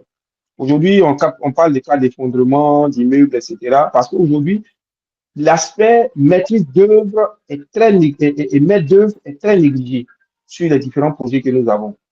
Soit, sur ces projets-là, il n'existe pas de maître d'œuvre, ou bien peut-être même que le maître d'œuvre n'est pas un maître d'œuvre qui est qualifié pour telle activité. Et donc, ce qui fait que à la suite des nombreuses enquêtes qui ont été faites, on se rend compte que la fonction maître d'œuvre est beaucoup négligée sur les projets. Donc, au niveau de la réglementation, au niveau de la Côte d'Ivoire, on a mis en place même la Chambre nationale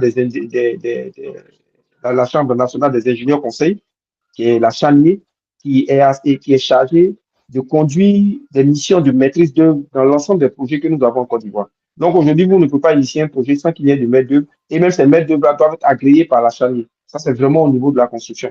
Et de plus en plus, nous sommes en train d'aller crescendo en mettant en place un ordre des ingénieurs dans le domaine du bâtiment et des travaux publics. Un ordre que nous suivons. L'ordre a été déjà créé. Nous sommes en train de mettre en place les textes et les statuts et règlements intérieurs, le code d'éthique et de déontologie, pour qu'aujourd'hui, aucune activité ne se fasse, que ce soit dans le génie civil. Le génie civil, englobe le bâtiment, les travaux publics, etc. Aucune activité ne se fera sans qu'il y ait un œil de l'ordre des ingénieurs pour qu'à la fin, l'ordre puisse assumer toute la responsabilité d'un succès ou d'un échec d'un projet en Côte d'Ivoire.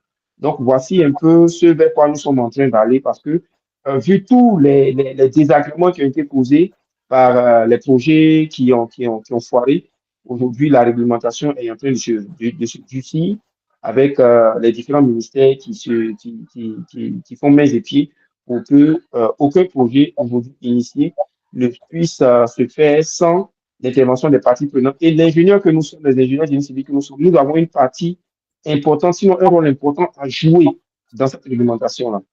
Voilà, nous avons un rôle important à jouer parce que notre secteur aujourd'hui fait appel à beaucoup de personnes qui ne sont pas forcément qualifiées. Donc, lorsque l'ordre sera mis en œuvre, lorsque l'ordre va se mettre en place, ça sera à nous maintenant de prendre le devant de la scène pour que nous puissions réglementer de façon irréversible notre secteur. Donc, j'encourage les uns et les autres, vous faire cadet à bien vous former. Parce qu'aujourd'hui, malheureusement, les projets échouent parce que nous ne sommes pas formés. Nous ne sommes pas très bien formés. C'est pour cela que je veux rebondir sur l'intervention de Yao Rodrigue pour vous encourager à vous former surtout sur les technologies innovantes dans le domaine de la construction, à savoir le BIM, et de plus en plus, nous aurons l'intelligence artificielle. Il faut que vous puissiez actualiser vos formations. On ne reste pas seulement sur les formations qui ont été acquises à l'école qui sont peut-être caduques. Nous sommes en train de travailler pour vraiment essayer de les actualiser. Mais vous-même, en tant qu'ingénieur, en tant que futur ingénieur, vous devez vous former aux nouvelles innovations, aux nouvelles technologies de construction, aux nouvelles méthodes de construction que nous avons aujourd'hui de plus en plus, qui sont informatisées, qui sont digitalisées, etc. De sorte à ce qu'au sortir, vous puissiez être adapté au marché, qu'il soit national ou international. Parce qu'aujourd'hui, le domaine des BTP est compétitif sur la scène internationale. Donc, il est important que votre formation soit adaptée aux réalités d'aujourd'hui, qui aujourd'hui sont à 90% liées aux nouvelles technologies de l'information et de la communication. Donc, je vous encourage à continuer de vous former, de vous informer, et je remercie vraiment Yao Rodrigue pour cette belle initiative. Je pense qu'avec l'NC Alumni, nous allons regarder comment est-ce qu'on va continuer à former non seulement les élèves ingénieurs, mais également les ingénieurs aujourd'hui qui sont sur le marché professionnel, de sorte à pouvoir bénéficier de toutes ces nouvelles techniques et de ces technologies dans la construction. Donc, je vous remercie. Merci beaucoup à Yao Rodrigue pour cette week-end que tu nous offres, et je vous encourage en tout cas à redoubler d'efforts pour que demain, vous soyez les ingénieurs qui auront le challenge de relever tous les défis qui seront les vôtres. Je vous remercie. D'accord, merci beaucoup. Donc, du coup, vous avez, comment dire ça, bien écouté ce que notre président vient de dénoncer. Voilà, donc mon but ici, c'est d'attirer votre attention. C'est-à-dire que je viens comme quelqu'un pour essayer d'influencer votre manière de voir, votre manière de concevoir en fait votre avenir dans le génie civil, ou d'une certaine manière vous booster à aller vers en fait les nouvelles technologies, parce que ça ne sert à rien d'être formé et de ne pas être compétitif. Voilà, donc c'est un peu ça. C'est un peu ça. Dans ce sens-là, moi, de mon côté, je propose souvent des formations, comme je vous l'ai dit, et je forme déjà dans pas mal de structures. Je propose des formations qui, jusque-là, je fais ça un peu cher. Un peu cher, hein, je sais pas. Je vous montre un peu comment est-ce que je fais mes formations. Donc, la solution, en fait, à tous ces trucs-là, c'est de se former. Et pour tous ceux qui auront besoin de formation, qui voudraient en fait se faire accompagner sur l'un des sujets que je viens d'aborder là, je suis disponible. Vous pouvez me contacter et je vais vous y accompagner. Voilà. Maintenant, il y a quelque chose que j'ai proposé depuis un mois. Voilà quoi. Donc, je formais, j'organisais des formations, mais ça se faisait à 150 000 et à 100 000. Voilà. Donc, cette formation s'est tenue du 25 septembre jusqu'à maintenant. Normalement, on est encore en cours. On a déjà fini aussi une certaine partie. Mais là, pour aujourd'hui, je ne vais pas faire ça. Voilà, il y a des notions en fait en AutoCAD que je vais donner, des notions en Archicad, un robot en fait pour le calcul des structures qui est très important que je vais donner aussi. Mais je ne vais pas faire ça à ces prix-là, puisque vous êtes venu au webinaire et tout, vous y avez assisté. Normalement, hein, je le fais en 30 000 et 25 000, je le fais pour vous. Mais pour tous ceux qui vont s'inscrire aujourd'hui, ils vont payer 20 000 pour la formation en présentiel dans les 3 logiciels, c'est-à-dire que pour chaque logiciel, vous payez un peu moins de 8 000. Donc, vous voyez que c'est vraiment, vraiment, vraiment la réduction. Maintenant, si vous voulez le faire en ligne, c'est 15 000. Ça veut dire 5 000 pour chaque logiciel. C'est très important. C'est moi qui le fais et je vais en fait me donner tous les moyens en fait, pour vous accompagner. Et après ça, en fait, il y a un suivi qui est personnalisé que je propose, que vous pourriez en fait dont vous pourriez bénéficier. Donc, pour tous ceux qui sont, comment dire ça, intéressés,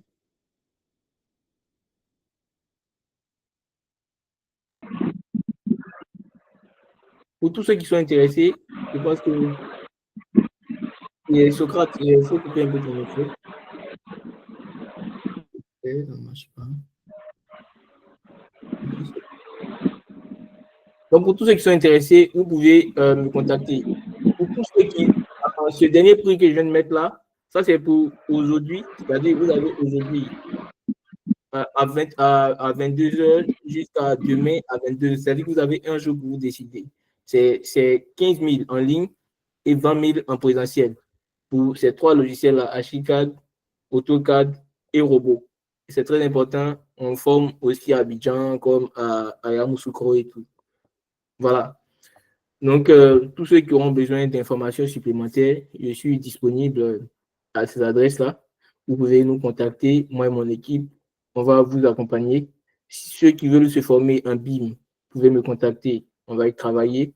Ceux qui veulent se former en comment former des bétons bas carbone, on va, comment dire ça, travailler là-dessus. Tous ceux qui veulent se former dans l'étude comment dire ça, de gaz à effet de serre ou l'évaluation en fait de l'empreinte carbone de nos ouvrages, je vais vous accompagner. Et je suis très ouvert. Écrivez-moi au numéro que vous voyez là. Voici mon numéro WhatsApp et voici mon mail. Voici le numéro aussi de certains de mon équipe. Vous pouvez les contacter. Voilà. Après tout ce qu'on vient de dire là,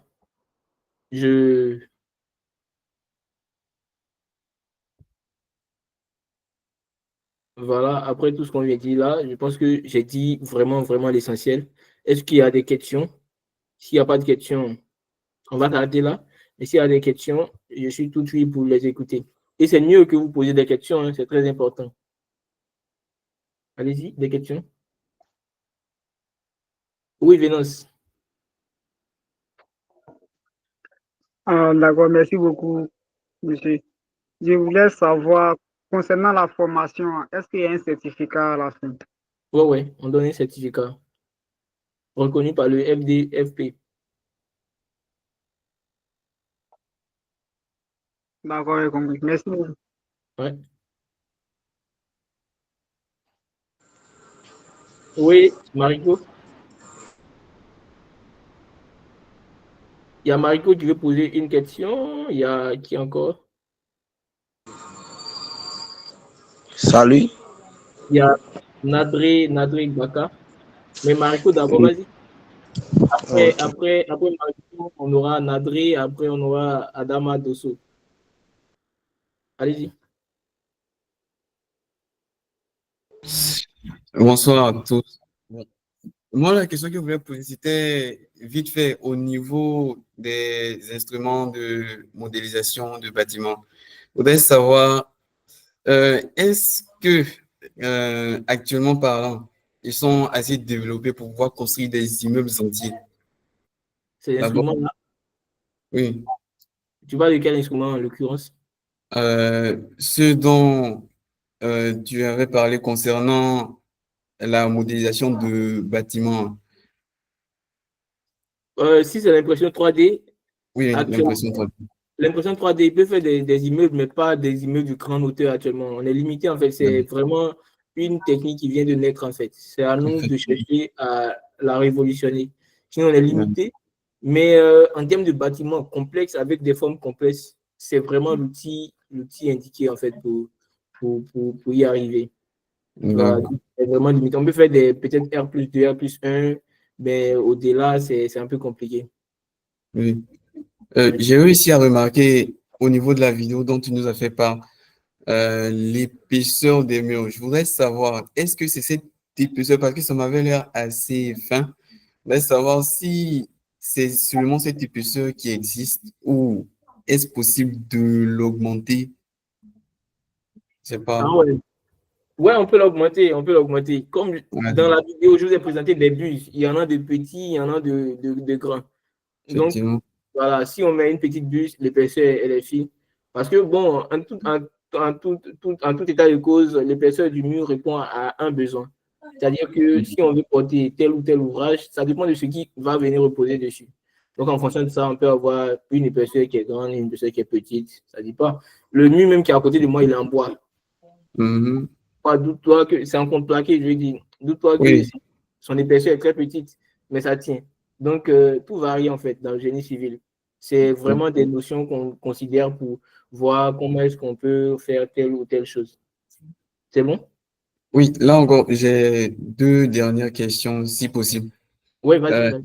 La toute première, c'est aussi au niveau des fondations comme ça. Comment ça se passe avec la machine? Au niveau des fondations du bâtiment. Là, c'est pas possible. On ne peut pas faire en fondation actuellement. En fondation, on fait la méthode classique. C'est au-dessus, parce qu'on ne peut pas mettre nos machines dans le sol, en fait, actuellement. Oui, je vois. Voilà. Et puis, bon, pour ton information, l'impression 3D, par exemple, actuellement, on n'est pas encore arrivé au niveau des éléments vraiment structuraux. C'est-à-dire que les poutres, on ne sait pas si, en fait, quand on fait une poutre, ça va tenir. C'est maintenant qu'on est en train de réfléchir dessus pour faire des études. Ils sont en train de faire des thèses là-dessus pour voir, en fait, les propriétés vraiment de cette méthode de construction-là. Voilà. Oui, et la dernière question, c'était au niveau de l'employabilité des jeunes. Je voudrais savoir si, enfin, à long terme, si cette méthode commence à se démocratiser de plus en plus dans les entreprises, est-ce que cela ne pourrait pas causer un potentiel manque de travaux pour les jeunes à venir? Non, mais pas du tout. De toute façon, même ça manque déjà, en fait. Donc, s'ils ont créé ça, c'est pour lutter contre le manque qui existe déjà. Donc, il y a tellement de choses à faire dans le génie civil qu'on ne peut pas tout programmer. Et puis, ces jeunes peuvent se réorienter, en fait, vers un autre métier qui aboutit sur ça. C'est-à-dire que tu apprends la programmation, par exemple. Oui. Tu vois, non? Tu apprends la programmation d'impression 3D. Il y a un logiciel qu'on appelle Rhino Grasshopper. Je forme aussi là-dedans, hein, si ça vous intéresse, venez. C'est un peu comme un programme. Mais quand tu programmes, tu tapes, ça sort en fait. Le bâtiment sort, les éléments sortent, tout ça, c'est très important. C'est avec ça qu'on imprime, on fait l'impression 3D. C'est pour ça que je dis que c'est nécessaire, c'est essentiel de se former là. C'est très important. D'accord. C'était tout. Merci. D'accord. Nadré Baka, tu peux poser ta question. Hein? Après Adama Dosso et à Junior. Bon, bonsoir à tous. Bonsoir. Bon, ma question était l'une de ces questions. Comme il a posé plusieurs questions, il parle de Junior. Oui. Il s'agissait des fondations par rapport à la machine. Ouais, d'accord. Du coup, j'ai déjà répondu, donc ça va. Oui, ça va. Donc, Adama Dosso. Bonsoir à tous. Bonsoir Aîné, merci pour la présentation et puis bonne continuation à tous. En fait, il y a eu un petit souci dans une étude déplacée. Il n'est pas bien suivi qu'on appelle tout ce que tu avais dit après mon départ. Maintenant, je voulais que tu reviennes un peu sur le volet de la formation. Je ne sais pas, le coût de la formation et autres. Et puis bon, après, je voulais rentrer en contact avec toi-même pour plus de détails sur le BB, c'est-à-dire le béton bois. Ouais, la mixité, voilà. Oui. D'accord, il n'y a pas de souci. Donc, tu peux revenir. Maintenant, pour la formation, comme je l'ai dit, je l'ai fait du moins à 20 000 pour les 3 logiciels. C'est-à-dire que mais cette offre-là est disponible d'aujourd'hui jusqu'à demain. C'est-à-dire que vous avez un jour pour vous décider. Au-delà de cela, en fait, de demain jusqu'à après-demain, ça serait de passer à 30 000. Et après ça, ça passe au prix normal que je vous ai indiqué au début de 100 000. Parce que moi, je forme vraiment des vrais professionnels. Mais je fais ça pour vous, en fait. Parce que là, je sais que mon public actuellement que j'ai devant, c'est des élèves, des étudiants. Et c'est mon but, en fait, d'avoir des élèves, des étudiants devant moi pour parler des sujets très importants. C'est bon? Ouais, ça va, il a bien compris. Merci beaucoup. D'accord. Junior, et puis après, Monsieur Yeo. Bonsoir à tous. Merci beaucoup à Monsieur Oku qui nous a renseigné ce soir. Moi, ma question c'est la suivante. Est-ce qu'on se forme lorsqu'on est admis au BTS ou soit on peut se former lorsque on a le bac? Non, déjà, quand tu rentres dans le domaine du bâtiment, c'est-à-dire quand tu élèves bien étudiant dans la science du génie civil, c'est mieux de te former en fait parce que en général, ce qu'on va vous donner à l'école là-bas, je ne te mens pas, c'est rien en fait comparé à ce que les autres ont. Donc, c'est le moment d'être intelligent, de réfléchir à comment est-ce que moi en fait, je peux prendre le dessus sur les autres. C'est-à-dire que tout le monde est formé de la même manière dans votre école, mais toi, en fait, parce que tu as la volonté de chercher, d'aller en fait vers l'information, d'apprendre les nouvelles techniques, quand vous sortez, tu vois que tu es plus opérationnel que les autres. Maintenant, c'est maintenant. En général, ceux qui font le BTS, c'est après qu'ils ont fini, en fait, qu'ils vont chercher à voir comment est-ce qu'ils vont faire ça. Sinon, au début, ils ne pensent pas à ça, en fait. Donc, c'est vraiment un problème. Même parmi les ingénieurs, même à ça, il y a beaucoup de personnes qui sont comme ça. C'est après, quand ils finissent, qu'ils cherchent à s'orienter. Or, c'est étant sur les bancs que tu dois chercher à voir, en fait, ce que tu peux faire, à chercher, en fait, à connaître le domaine. De sorte à ce que, même étant sur les bancs, quand on te pose une question sur le domaine, tu parles avec aisance. Et c'est comme ça que tu pourras avoir facilement ton premier emploi. Voilà, c'est un peu ça. Monsieur Yeo, je vous écoute. Après, Monsieur Atioman.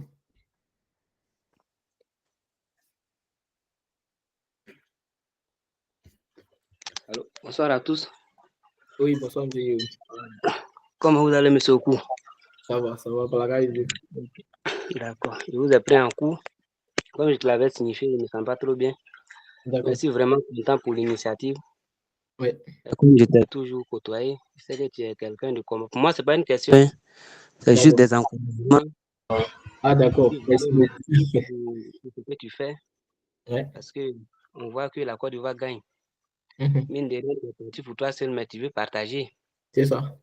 Ça, c'est déjà une très bonne chose. En dehors de ce que vous dites comme prix, pour moi, c'est un cadeau. Ouais. Parce que la compétence, vous pouvez garder pour vous seul pour faire la compétition.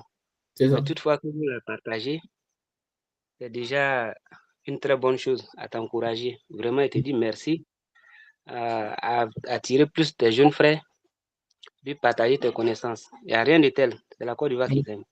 Oui. C'était juste des messages d'encouragement. Merci beaucoup. Le reste, ça me fera un PV. Ça me fait vraiment plaisir. Merci beaucoup. Merci. Oui, Atioman.